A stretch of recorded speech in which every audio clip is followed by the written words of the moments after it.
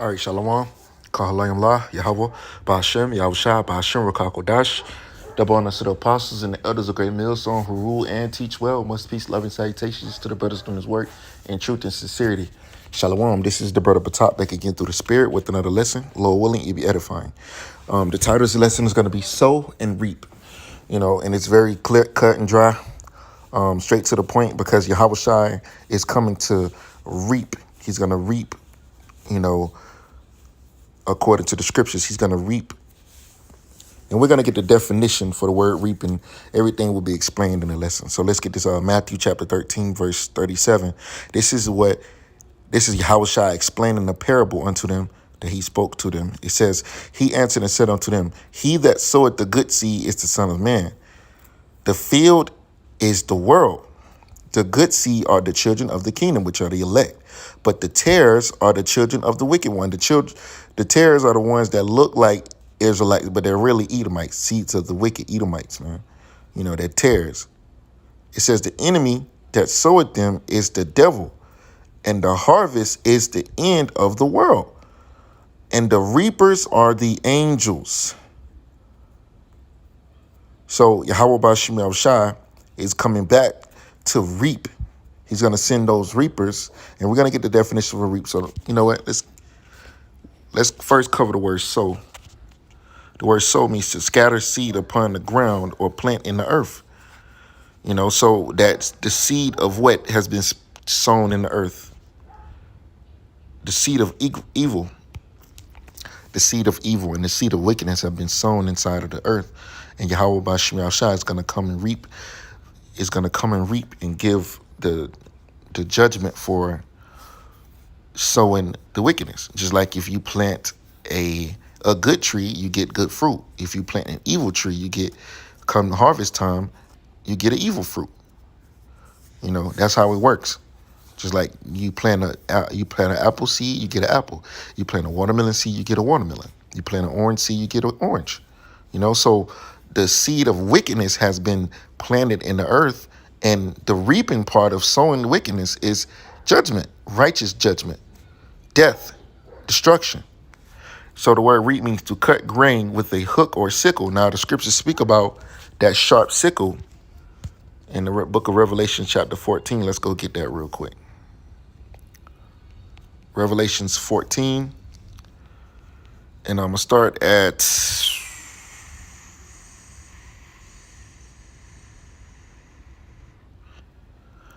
I'm going to start at 14. Revelations 14 and 14. It says, and I looked, and behold, a white cloud, and upon the cloud one sat like this unto the Son of Man, which the Son of Man is Yahushua. And that cloud is, we're talking about a so-called UFO. It says, having on his head a golden crown, because he's coming to conquer. And Yahushua also himself is a king. It says, and in his hand a sharp sickle. What is a sickle used for? It's used for reaping. It's used for reaping. Let me give you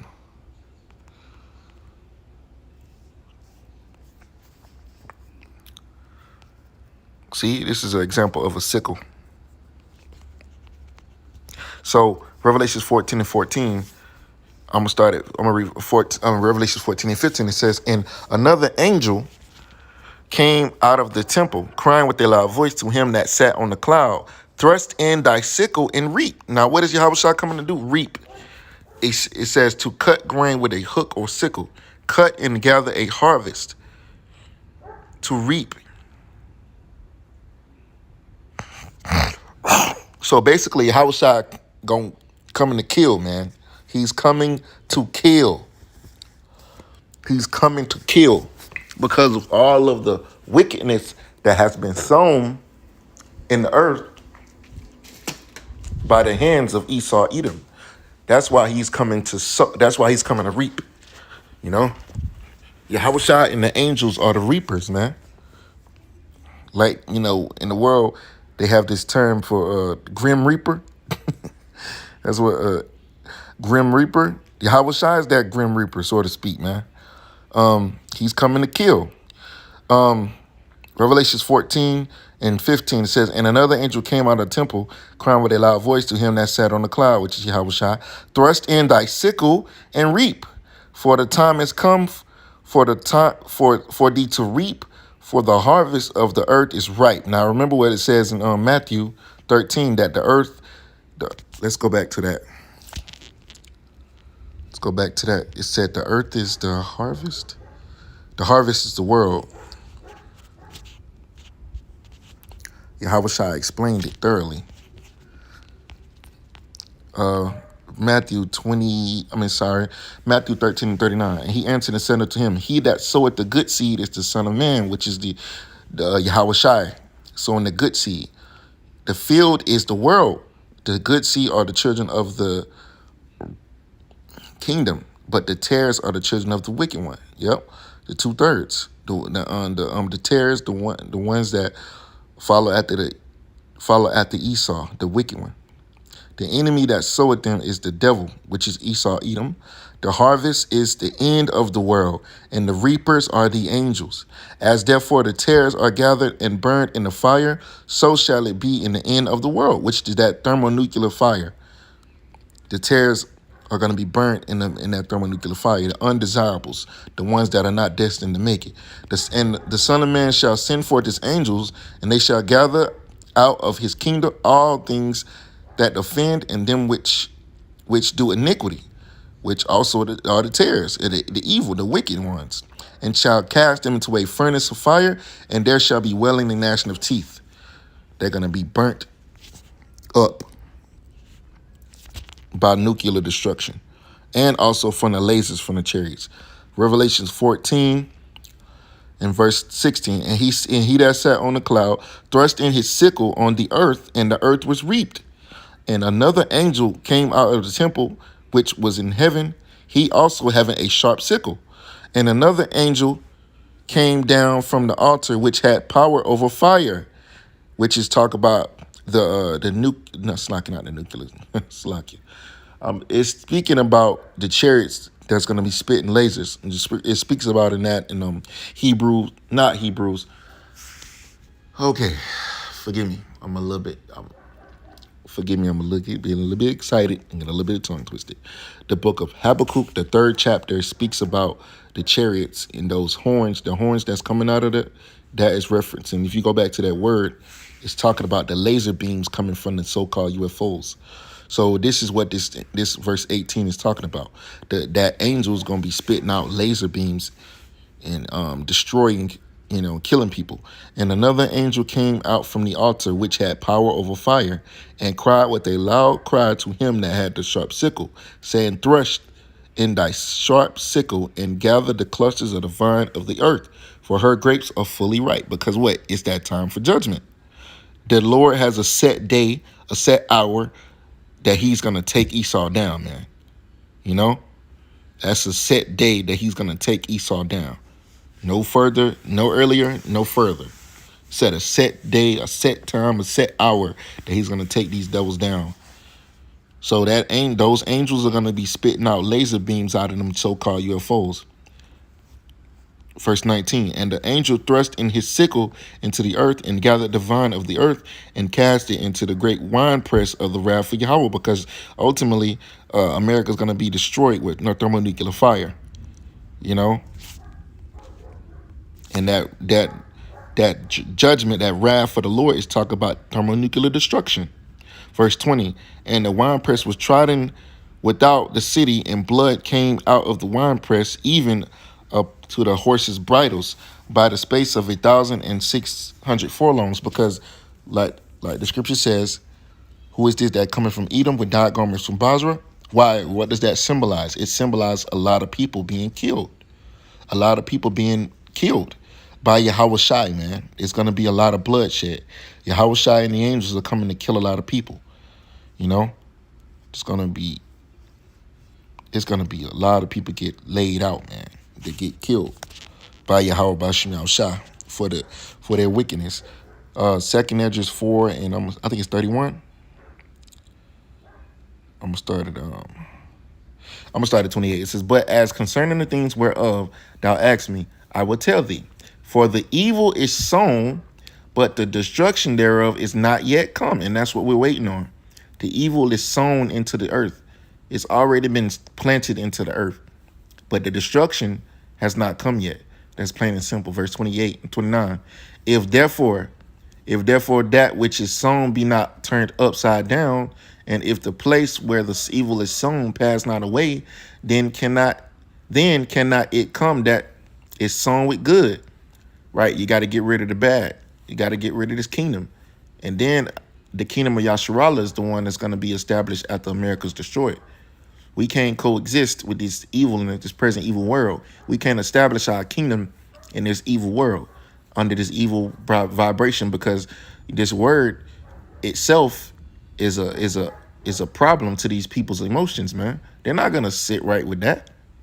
So ultimately they have to be killed, and everything has to be redone, reestablished. Verse 30, it says, for the grain of evil seed hath been sown in the earth, Slakia, hath been sown in the heart of Adam from the beginning. And how much ungodliness hath it brought up unto this time? And how much shall it yet bring forth until the time of threshing come? Right, because ever since Adam, we have been on a constant decline and when it comes to doing what's right. We've always been doing evil. So, man has been very evil. Verse 31, ponder now by thyself how great fruit of wickedness the grain of evil seed hath brought forth. Right? Look at the state of the world today. Think about these things, man. Think about how much evil that has been caused by this ruler, right? This current ruler, and the many other rulers, and the many other kingdoms. Look at all the evil that America has brought forth. Look how many lives it has destroyed. It says, and when the ears shall be cut down, which are without number, how great a floor shall they feel. So we're basically waiting for Yahweh Shai to come reap, man. That means he's going to come and execute judgment. Let's go get a precept real quick. Job, one of my new favorite precepts I like to bring out. Job 4 and 8. It says, even as I have seen, they that plow iniquity and sow wickedness reap the same. So you plow iniquity, you sow iniquity, you're going to reap the fruits of your labor. It says, by the blast of the Most High, they perish, which is going to come in the form of nuclear missiles and also lasers from the chariots. And by the breath of his nostrils are they consumed, because what? Them chariots are going to be spitting out fire, man. The Lord is going to, the scripture says, who shall not be utterly beaten to powder at his presence. That's fire, man. Verse 10. What's lucky? Yeah. That's basically all I want to get right now. Let's go into another precept that just popped in my head through the Spirit. Let's go to book of Psalms 11. Psalms 11 and 5, 6. It says, upon the wicked he shall rain snares, fire and brimstone, and an horrible tempest. A horrible tempest is like a very strong wind, which the scriptures speak about a destroying wind. We're going to get that next. It says, this shall be the portion of their cup. So that's going to be your portion of your cup, Esau. Jeremiah, let's go to Jeremiah 51 and 1. Or is it 50 and 1? I think it's 51 and 1. Yeah, I'm going to go with 51 and 1. This is Jeremiah 51 and 1. Thus said Yahweh, behold, I will raise up against Babylon and against them that dwell in the midst of them, that rise up against me, a destroying wind. And that destroying wind is going to be because of the nuclear missiles, nuclear destruction. And Yahweh Shai also is going to be bringing fire. Malachi 4 and 1. For behold, the day cometh that shall burn as an oven. Why? What is this day? The day of judgment. The day that the Lord reaps Esau before all his wickedness he's done. He's going to cut him down. He's going to be cut down with that fire, man. He's going to be cut without hands. It says, all the proud, which Esau is the proudest nation on the earth, yea, and all that do wickedly shall be stubble. That's all people too. And the day that cometh shall burn them up, saith Yahweh of hosts, and it shall leave them neither root nor branch. Because if you leave that root or that branch in there, it's liable that that plant is going to grow back. So Esau has planted this plant of wickedness, and if you leave a root or branch, then it's liable to come back. Especially the root. If you leave that root of wickedness in there, it's ultimately gonna come back. So the Lord can't leave no root nor branch, so it doesn't spring back up. So wickedness is gonna be completely blotted out, completely. Not a little bit, not 75%, not 99.99%, 100% wickedness is gonna be eradicated when Yahweh Shai comes to reap, man. And this is a fact. You cannot leave no wickedness. You have to get rid of it, or it'll spread like a fucking cancer. And that's what you have seen in America. Wickedness, it spreadeth. Is there a scripture that says something like that? Let me see. Wicked. Let me type in the word spread. Well, here's a good precept on it. I like this precept. Psalms 37 and 35. I have seen the wicked in great power and spreading himself like a green bay tree. Not only is Esau spreading himself, wherever Esau go, he spreads wickedness, man. So that could be a scripture speaking about the spreading wickedness, spreading out through the earth, spreading throughout the earth, because Esau he's the man of sin. He's the man of wickedness. So wherever he goes, sin goes, wickedness goes wherever he goes, man. So we're waiting on Yahweh Shai to come reap, man. The word reap means to cut grain or with a hook or a sickle. So ultimately, the Yahweh Shai is coming to cut you devils down, man. He's going to cut you with fire. He's going to reap. You're going to receive the recompense for your deeds, man. You sown wickedness, you plowed evil, and you're going to reap the same, man. You're going to reap what you sow. The Yahweh Shai said, I come to give a man according to his works, whether good or bad. And Esau, your works have been all bad. So you're not going to receive anything good. That's why Yahweh Shai is going to destroy you devils. Let me see.